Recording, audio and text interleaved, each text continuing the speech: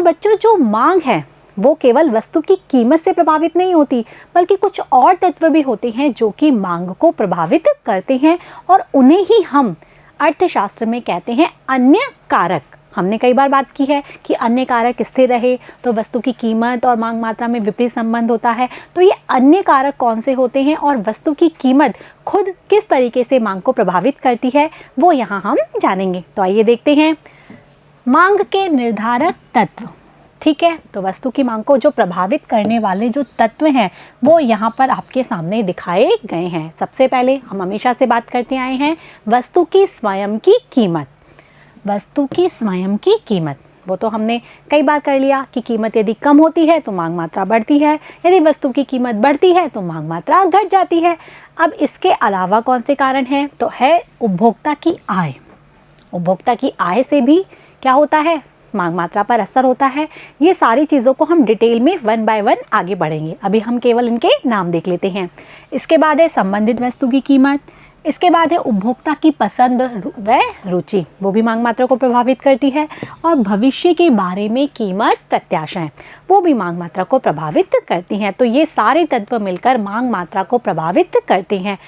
अब बच्चों, जो वस्तु की मांग है और मांग को निर्धारित करने वाले जो तत्व हैं, उसमें जो संबंध है उसे हम जानेंगे। तो उसे हम कहते हैं मांग फलन। मांग फलन समझ में आ गया। फलन का अर्थ क्या होता है, दो चीज़ में संबंध को दर्शाना। तो किस किस में संबंध है यहाँ पर, वस्तु की मांग और मांग को निर्धारित करने वाले तत्व, ठीक है। तो मांग फलन किसे कहेंगे, वस्तु की मांग और मांग को निर्धारित करने वाले तत्व के बीच जो संबंध है वो किसे दर्शाता है, मांग फलन को, ठीक है। वही बात यहाँ लिखी है कि यह किसी वस्तु की मांग व उसे प्रभावित करने वाले तत्वों के मध्य संबंध को दर्शाता है, ठीक है। अब यहाँ पर हम बनाएंगे अपना मांग फलन। यह है हमारा मांग फलन। फलन तो आपको समझ में आ गया होगा, जिसे हम f से सूचित करते हैं, जो कि यहाँ पर है f फंक्शन।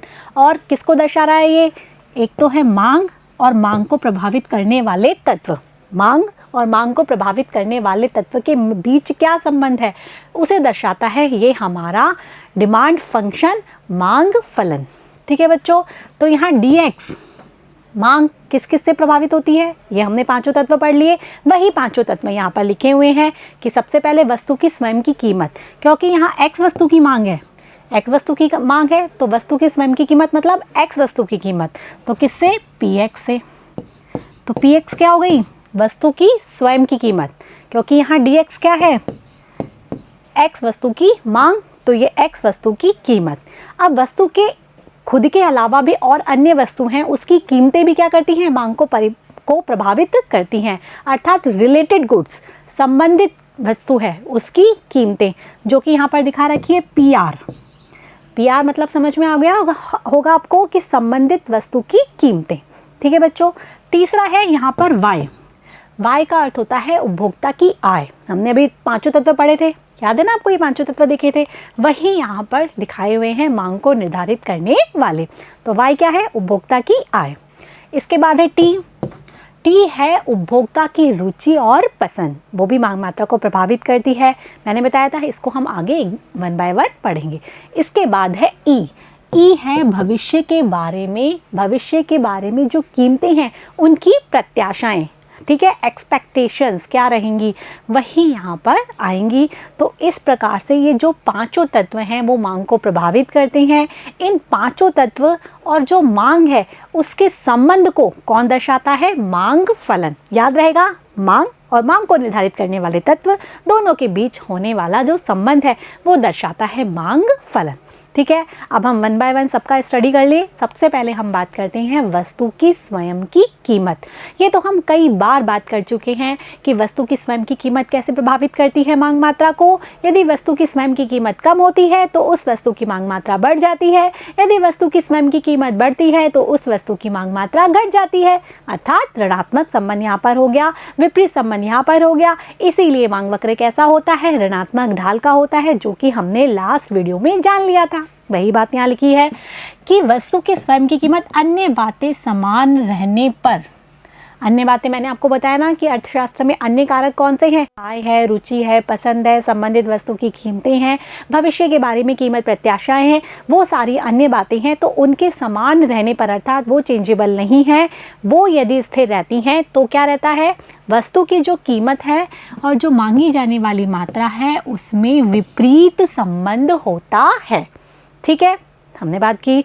तो हमारा मांग वक्र भी कैसा होता है, ऋणात्मक ढाल का, जो कि कीमत और मांग मात्रा में विपरीत संबंध को दर्शाता है। ये तो आपको समझ में आ ही गया होगा। अब जो दूसरी चीज़ है जो कि मांग मात्रा को प्रभावित करती है वो है अन्य वस्तुओं की कीमतें, संबंधित वस्तु की कीमतें। अब संबंधित वस्तु भी बच्चों दो प्रकार की होती है, एक तो होती है स्थानापन्न वस्तु और एक होती है पूरक वस्तु। आपको समझ में आती है कि स्थानापन्न वस्तु और पूरक वस्तुएं क्या होती हैं, हम यहाँ जानेंगे, जो कि अर्थशास्त्र में आगे तक भी आपके काम में आएंगी कि क्या तो स्थानापन्न वस्तु होती हैं और क्या पूरक वस्तुएं होती हैं। तो पहले हम देख लेते हैं कि संबंधित वस्तुएं भी दो प्रकार की होती हैं, स्थानापन्न वस्तुएं और पूरक वस्तुएं। तो हम वन बाय वन देखेंगे कि कौन सी वस्तु किस प्रकार से मांग मात्रा को प्रभावित करती हैं। सबसे पहले हम जानते हैं स्थानापन्न वस्तुओं। तो बच्चों, जो स्थानापन्न वस्तुएं क्या होती हैं कि एक की जगह पर दूसरी वस्तु को हम काम में ले सकते हैं। आ गया बच्चों समझ में? जैसे कि यदि आपको चाय पीनी है, चाय नहीं है तो हम उसका सब्स्टिट्यूट क्या काम में ले सकते हैं, कॉफ़ी काम में ले सकते हैं। कॉफ़ी भी तो वही काम करती है रिफ्रेशिंग के रूप में। तो इस तरीके से ऐसी वस्तुएं क्या होती हैं, स्थानापन्न। यदि आपको कचौरी खाने का मन है तो आप कचौरी नहीं मिल रही है तो आप समोसे से भी काम चला सकते हैं। यदि आपको रसगुल्ले खाने का मन है तो रसगुल्ले नहीं है तो आप गुलाब जामुन से भी तो काम चला सकते हैं। तो ऐसी वस्तुएं जो कि एक के स्थान पर दूसरे प्रयोग में लाई जा सके उसे हम क्या कहते हैं, स्थानापन्न वस्तुएं। अब स्थानापन्न वस्तुएं किसी भी वस्तु की कीमत या मांग मात्रा को किस प्रकार से प्रभावित करती है वो हम यहाँ पर देखते हैं। ठीक है, तो सबसे पहले हम देखते हैं कि वे वस्तुएं जो कि एक के स्थान पर दूसरे प्रयोग में लाई जा सकती हैं वो कहलाती हैं स्थानापन्न वस्तुएं, जैसे चाय और कॉफ़ी। अब स्थानापन्न वस्तुओं के संदर्भ में जो मांग वक्र है वो धनात्मक ढाल का होता है। यहाँ लिखा हुआ है स्थानापन्न वस्तुओं के संदर्भ में मांग वक्र धनात्मक ढाल का होता है। हमने अभी तक पढ़ा कि मांग वक्र कैसा होता है, ऋणात्मक ढाल का, लेकिन यहाँ स्थानापन्न वस्तुओं के संदर्भ में मांग वक्र कैसा होता है, धनात्मक ढाल का होता है। वो भी हम ऐसे ही नहीं, इसको बना के समझेंगे कि किस तरीके से स्थानापन्न वस्तुओं के संदर्भ में मांग वक्र कैसा होता है, धनात्मक ढाल का। एक वस्तु की यदि कीमत बढ़ती है तो दूसरी वस्तु की मांग भी बढ़ जाती है। एक की कीमत बढ़ रही है तो दूसरे की मांग भी बढ़ रही है, इसीलिए स्थानापन्न वस्तुओं के संदर्भ में मांग वक्र धनात्मक ढाल का होता है। अब ये जो दोनों चीज़ें हैं इनको हम समझ लेते हैं कि किस तरीके से स्थानापन्न वस्तुओं के संदर्भ में मांग वक्र धनात्मक ढाल का होता है। तो जैसे हमने यहाँ चाय की बात की, दो स्थानापन्न वस्तुओं की बात कर रहे हैं, चाय की कीमत देखते हैं, ठीक है, और कॉफ़ी है उसकी देखते हैं हम मांग मात्रा। ठीक है बच्चों, तो हमने देखा कि जो चाय है उसकी कीमत यदि हम बढ़ा देते हैं, चाय की कीमत को क्या करेंगे, हम बढ़ा देंगे, तो चाय यदि महंगी हो जाएगी तो क्या होगा, चाय की जो मांग मात्रा है वो क्या हो जाएगी, कम हो जाएगी, नहीं हो जाएगी। तो चाय की मांग मात्रा यदि कम हो जाएगी तो लोग क्या करेंगे, कॉफ़ी की मांग मात्रा को बढ़ा देंगे। कुछ समझ में आ रहा है? चाय की कीमत बढ़ी अर्थात जो चाय है उसको लोग नहीं पीना चाहेंगे कीमत बढ़ने के कारण, तो लोग किसको पिएंगे, कॉफ़ी को पिएंगे। तो कॉफ़ी की मांग मात्रा क्या हो जाएगी, बढ़ जाएगी, अर्थात चाय की कीमत बढ़ी तो कॉफ़ी की मांग मात्रा बढ़ गई। कैसा संबंध हो गया, धनात्मक संबंध हो गया ना। तो इन दोनों के बीच में संबंध कैसा हो गया, धनात्मक। यहाँ हम स्थानापन्न वस्तुओं की बात कर ही रहे हैं, तो इसीलिए इसका मांग वक्र कैसा होता है, धनात्मक ढाल का। एक की कीमत बढ़ती है तो दूसरे की मांग मात्रा बढ़ जाती है, एक की कीमत घटती है तो दूसरे की मांग मात्रा घट जाती है।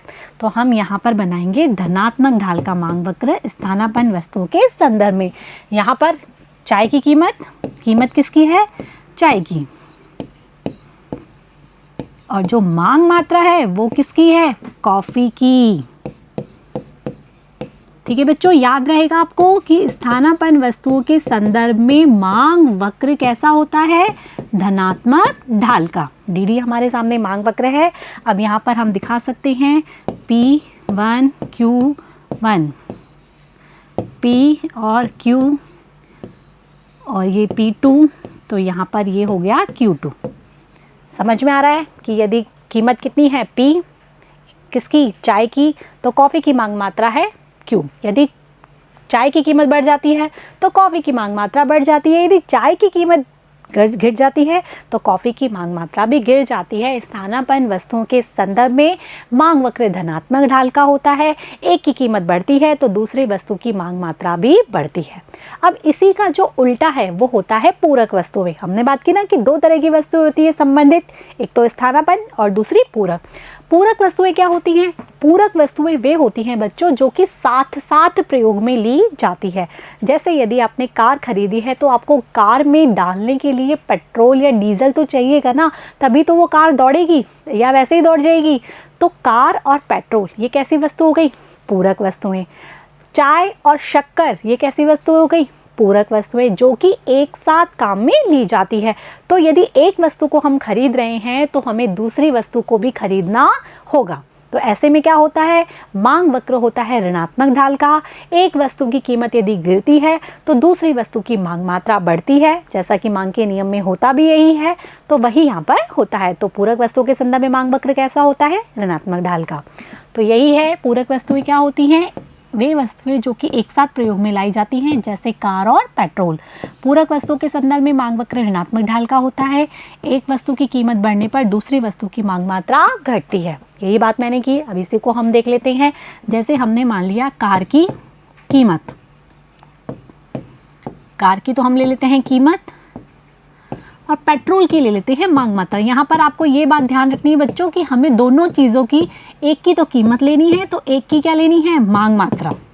पेट्रोल की मांग मात्रा ले ली हमने। अब हम मानते हैं कार की कीमत क्या हो गई? बढ़ गई। ठीक है। यदि कार की कीमत बढ़ गई तो लोग क्या करेंगे? कार को खरीदना क्या कर देंगे? कम, अर्थात कार की मांग मात्रा को कम कर देंगे। यदि कार ही कम खरीदेंगे तो पेट्रोल की आवश्यकता भी क्या होगी? कम ही पड़ेगी ना। तो पेट्रोल की जो मांग मात्रा है वो भी क्या हो जाएगी? कम। इसी प्रकार उल्टा ले लो, यदि कार की कीमत क्या हो गई? गिर गई, तो हम क्या करेंगे? कार अधिक खरीदेंगे। जो लोग हैं वो कार अधिक खरीदेंगे, और कार अधिक खरीदेंगे तो पेट्रोल की आवश्यकता क्या होगी? अधिक होगी, नहीं होगी? समझ में आया? तो इसकी कीमत बढ़ने पर इसकी मांग मात्रा कम हो जाएगी। इसकी कीमत यदि घट गई तो उसकी मांग मात्रा बढ़ जाएगी। अर्थात संबंध कैसा हो गया? ऋणात्मक, जैसा कि हमारे किस में होता है? मांग वक्र में भी होता है। तो इस तरीके से हमारा ऋणात्मक ढाल का मांग वक्र तैयार हो गया। ये P और ये Q। P किसकी है? कार की, और Q किसकी है? पेट्रोल की। तो इस तरीके से ऋणात्मक ढाल का मांग वक्र तैयार हो गया। एक की कीमत बढ़ती है तो दूसरी की कीमत भी बढ़ जाती है, घट जाती है। एक की कीमत बढ़ती है तो दूसरे की मांग मात्रा घट जाती है। एक की कीमत यदि घटती है तो दूसरे की मांग मात्रा बढ़ जाती है।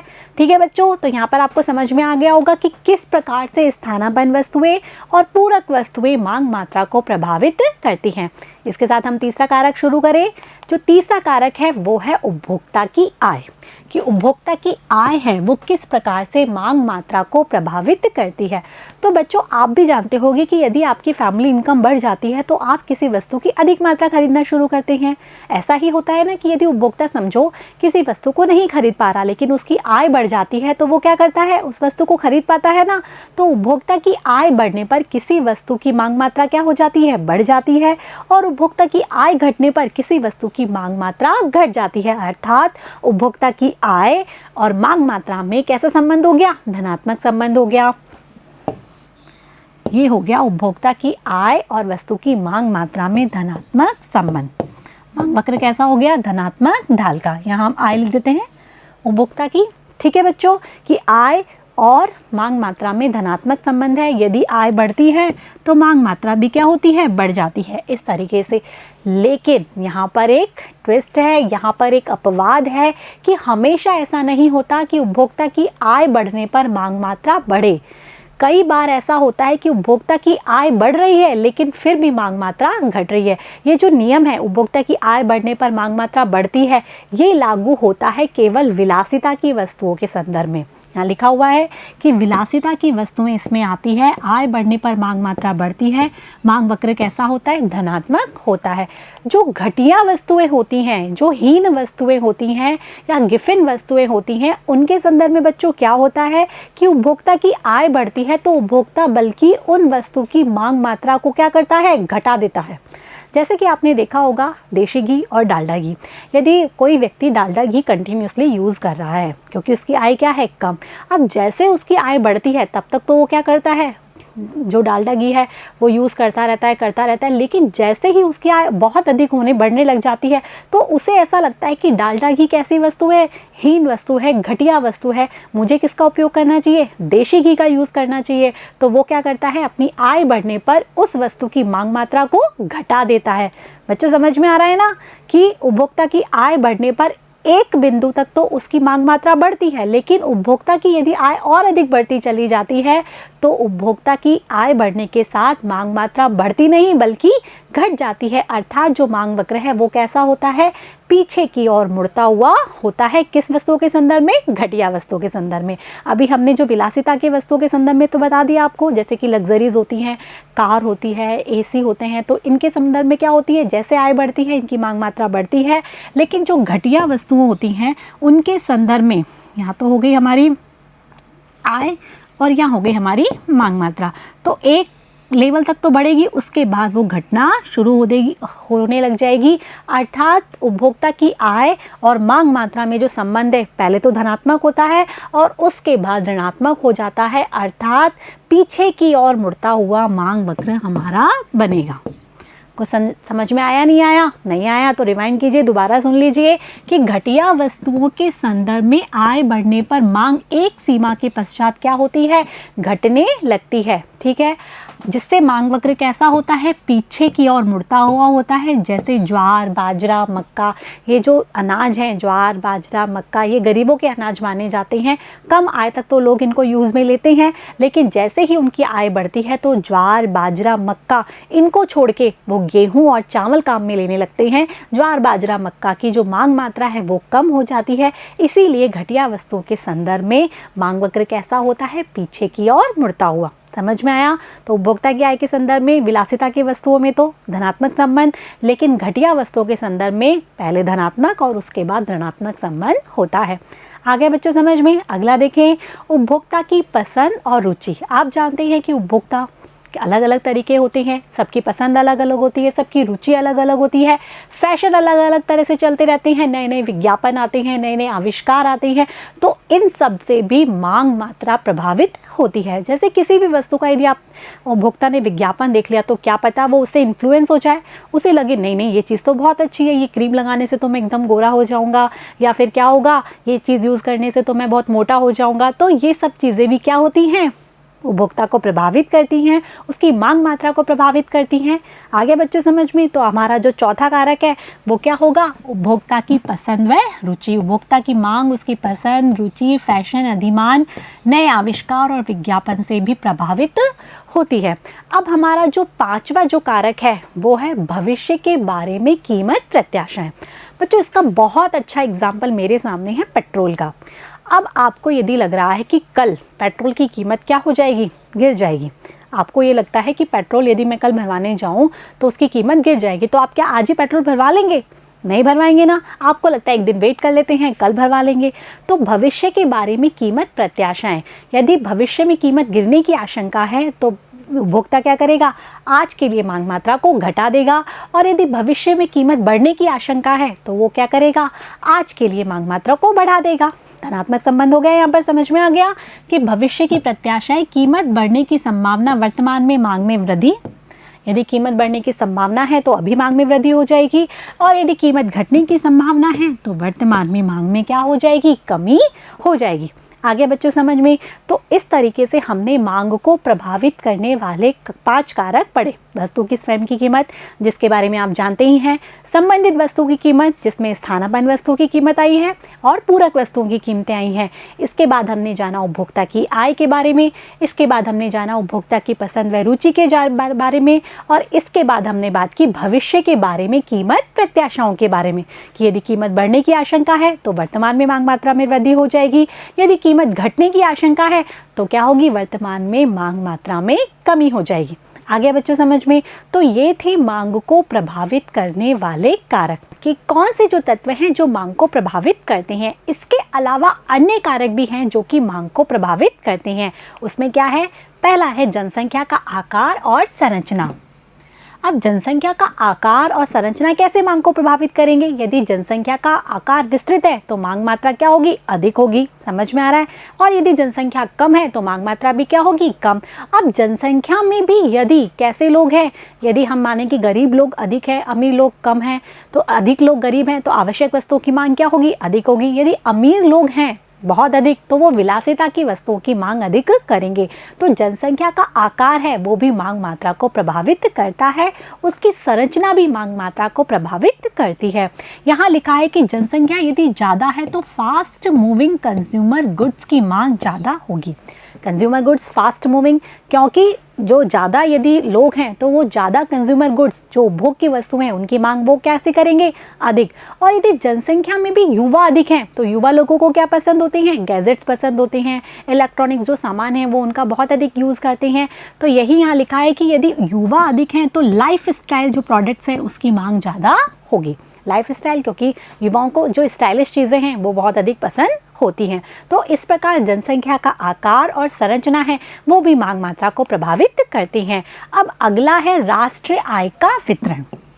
ठीक है, यदि राष्ट्रीय आय का वितरण असमान है, अर्थात अमीर बहुत अधिक अमीर है, गरीब बहुत अधिक गरीब है, तो कैसी वस्तुओं की मांग अधिक होगी? विलासिता की वस्तुओं की मांग बहुत अधिक होगी। और यदि राष्ट्रीय आय का वितरण समान है, अर्थात कोई ना तो अमीर है ना कोई अधिक गरीब है, सब लोग समान हैं, तो कैसी? आवश्यक वस्तुओं की मांग बहुत अधिक होगी। यही बात यहाँ लिखी है, याद रखना। ये असमान है तो विलासिता की वस्तुओं की मांग, यदि आय का वितरण समान है तो आवश्यक वस्तुओं की मांग बहुत अधिक होगी। आगे बच्चों समझ में? तो ये था आपके सामने मांग को प्रभावित करने वाले कारक, जो कि हमने 5 कारक पढ़े हैं। 5 कारक आपको याद रहेंगे। एक तो क्या है? वस्तु की स्वयं की कीमत, उसके बाद है संबंधित वस्तुओं की कीमत। संबंधित वस्तुएं भी 2 होती हैं, एक तो स्थानापन्न और एक पूरक। इसके बाद हमने देखा उपभोक्ता की आय, इसके बाद हमने देखा उपभोक्ता की रुचि और पसंद, और भविष्य के बारे में कीमत प्रत्याशाएं। और फिर 2 हमने अन्य कारक भी पढ़े, उसमें एक था राष्ट्रीय आय का वितरण, जनसंख्या का आकार और संरचना। तो ये सारे तत्व मिलकर मांग को प्रभावित करते हैं। जो अन्य तत्व हैं उसमें हम वस्तु की स्वयं की कीमत को छोड़कर जो बाकी है उनको हम अन्य कारक बोल देते हैं, और वस्तु की स्वयं की कीमत को भी ले लेते हैं। तो इसी आधार पर बनती है मांग और मांग मात्रा। अब आप कहेंगे मांग अलग और मांग मात्रा अलग। हाँ जी, मांग और मांग मात्रा दोनों अलग अलग चीज़ें हैं। इन दोनों में परिवर्तन अलग अलग तरीके से होता है, जिसके बारे में हम पढ़ेंगे नेक्स्ट वीडियो में। तब तक के लिए आपको क्या करना है? ये जो सारी चीज़ें हैं उनको नोट करना है। जो भी डायग्राम्स बनाए जाते हैं बच्चों, उनकी प्रैक्टिस कर लो, अपनी कॉपी में नोट कर लो, ताकि आप एग्ज़ाम्स में एक्यूरेसी से उसको बना पाएँ। तब तक के लिए मेरे साथ बने रहिए, पढ़ते रहिए, बढ़ते रहिए। Thank you.